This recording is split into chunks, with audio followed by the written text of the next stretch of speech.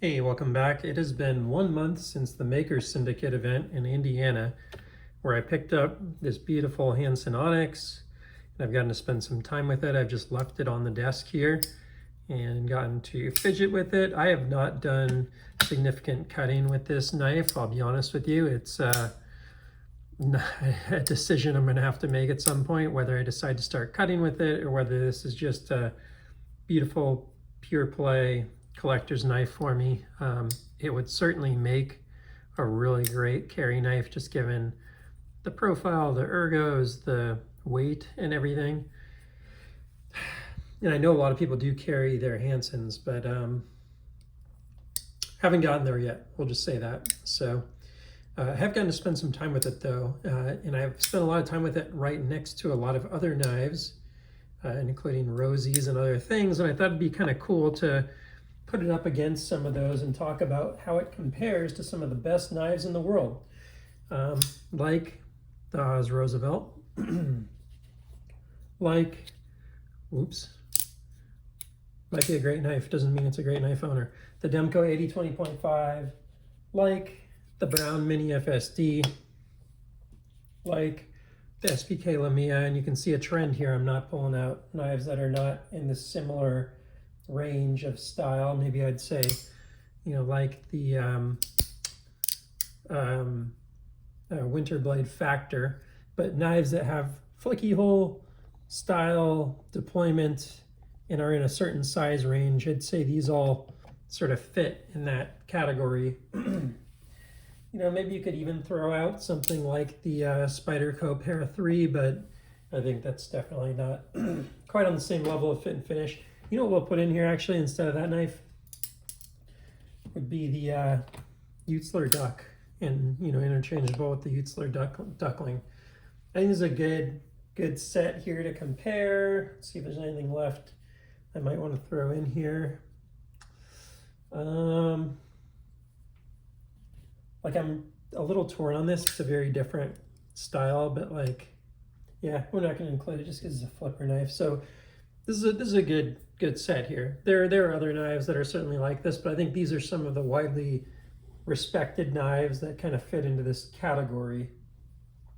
So let's talk a little bit about how the Hansen Onyx, a one-off, really custom knife, not something you can readily get, unfortunately, but basically a guy's making these out of his garage or whatever, basement. I don't know what the room is, his workshop at his house, in very limited production.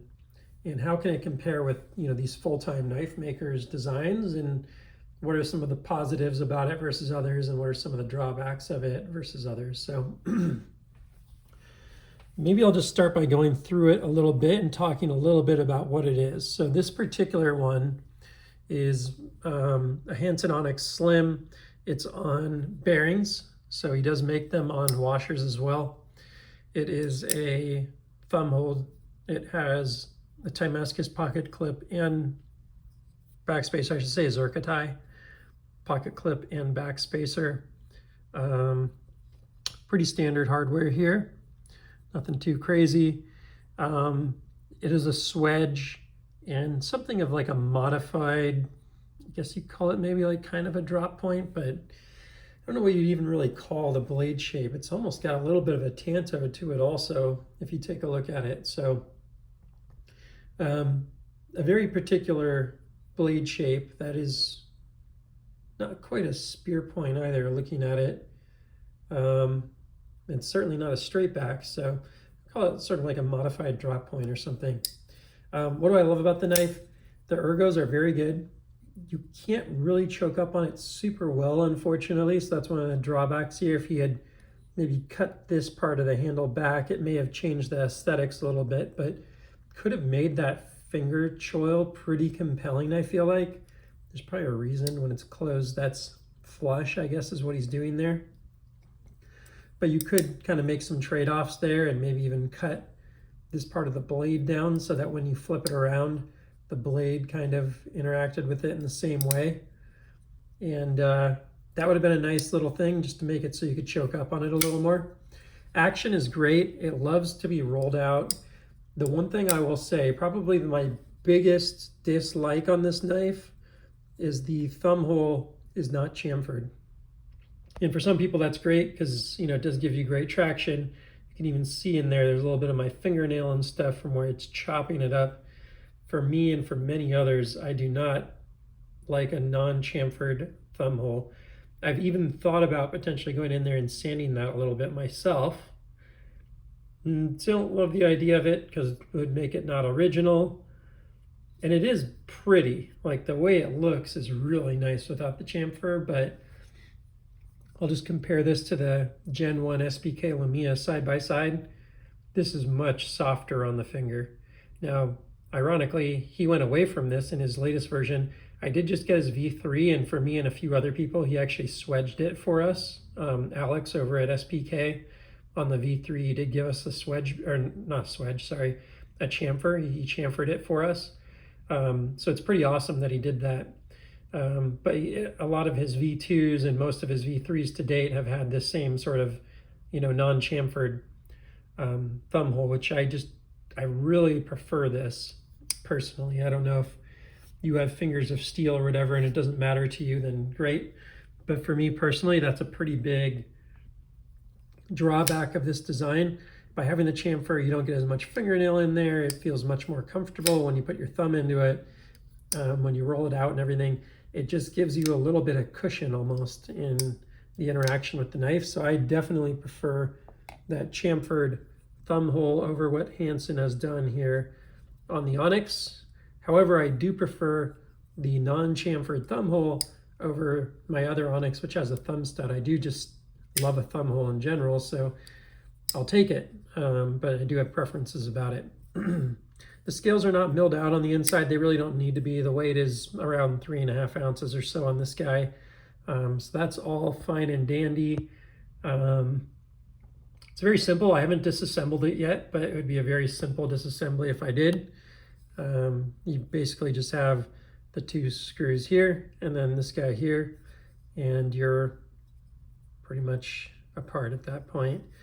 It does not have an over travel stop, but it does hit the pocket clip, which gives it a little extra. It doesn't feel like it doesn't have an over travel stop because when you're grabbing the knife and using it, your fingers are usually on here, so you're kind of counter sinking that, and pretty unlikely, I'd say, to like over travel this knife because of where the pocket clip hits against the lock bar.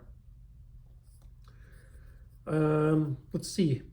Versus the Rosie, I'd say the biggest drawback's not having that additional finger choil. I really love that on this knife, that it gives you this very generous finger choil. It feels like it's designed for human hands and sizable human hands. I don't have the biggest hands ever, but I have big enough hands that this feels better to me in hand than this does. Now, if I choke up, it feels okay, but a little risky on cutting my finger. I did notice he doesn't sharpen it all the way to the very end, so he does leave that a little dull for you if you want to choke up on it. Or you can hold it back here, but then you're kind of, on my hand size, slipping into this sort of no man's zone back here. So it's not quite as comfortable on the ergos as the Rosie, but it's pretty damn good. Pretty damn good. I'd say the ergos are very good on the knife, but they're not the best. Now versus the Demko, the Demko's got the lock, it's got the ergos, it's got the choke up point. It's one of the best all around EDCs I've ever handled.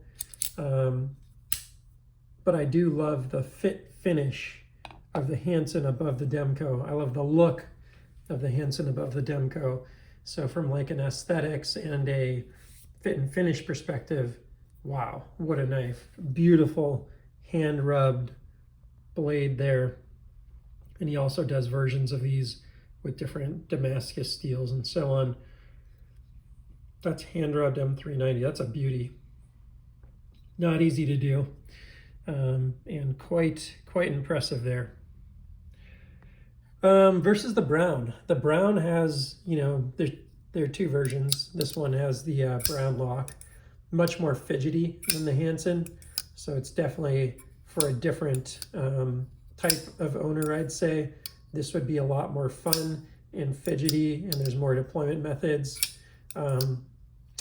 But it's also not the same fit and finish as the Hansen. The Hansen feels, and granted, great fit and finish, don't get me wrong, but the Hansen just feels like it's that level of precision, that smooth, glassy rollout.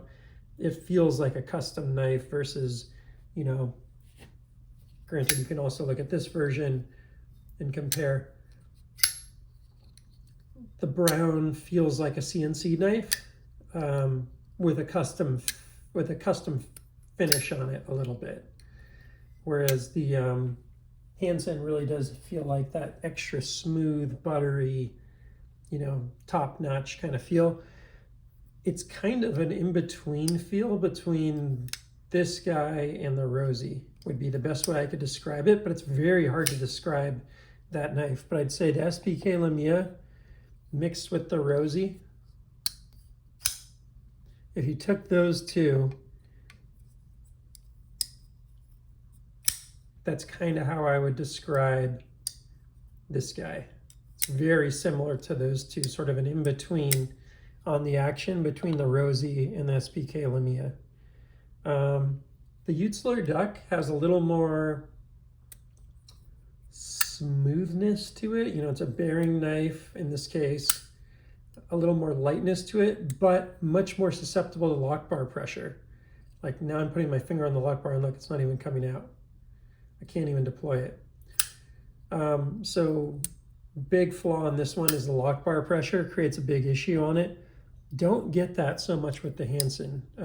I can put my finger square on the lock bar and then roll this thing out with no problem. So he's done a really nice job of making it so the lock bar pressure does not mess with your deployment, which I really love on that knife. And then I guess the last one to compare would be this guy here. Much more on the other spectrum beyond the Rosie of fidgety and clingy and pingy and futuristic feeling. Just a different thing. This is more like nunchucks or like a Glock or something. You know, it's got those sounds and all that stuff, but it also doesn't have like the fit and finish that makes you just feel it's like precious. This thing's kind of blocky and robotic, synthetic. So this one's a little more organic and I'd say beautiful and smoother and more precise and quality feeling than the Winterblade Factor. Overall, really pleased with it. Do wish there was a little bit of improvement on the ergos and a little bit of improvement on the thumb hole. But for a custom knife where he's doing none of this via CNC, it really is remarkable. I don't think I've done it with my thumb yet here, by the way. You can also thumb flick it really easily as well. It is really a remarkable knife and very few like it out there. There are shapes like this, but nothing that quite has this overall package that I'm observing here. Just kind of shocking every time how good the lockup is given the feel of it. It almost feels like it's, you know, not like drop shot or anything, but yeah, hard to explain. And again, I mentioned this in the last video, but one of the remarkable things about this knife is between this one and the one that I have on washers, I can't really tell which one's on washers and which one's on bearings. I actually thought initially this one was on washers when I was feeling it, and that's pretty rare, I'd say. You know, the difference I've noticed with his on washers versus bearings is when they're on bearings, and he says my knives are not drop shut. If you ever meet him, Scott Hansen will tell you my knives are not drop shut. But as you can see, they're not drop shut, but they are pretty darn good when they're on bearings in terms of, we'll call it flip shut. The one on washers that I've handled, pretty hard to flip it shut until it's really broken in, and then it gets flip shut in my experience. So, and I do have 2 on washers, 2 on bearings to compare. So not all Onyx, but different knives from Scott Hansen. But you see these sort of commonalities. Out of the box, the bearings has a little better action, and then longer term, I'd say the washers becomes probably even that next level of smoothness, but this one's damn good too. So I think that's about it for now. Really pleased with having been able to make this purchase. It's kind of a milestone purchase for me in terms of my collection. It's one I really love, and to be able to get that one at table price was a special experience at the Maker Syndicate, and I'm glad to be able to share just a little more of my thoughts after a month handling it with you all, and hope you enjoyed the video. Please like, subscribe, and I'll see you on the next one. Take care.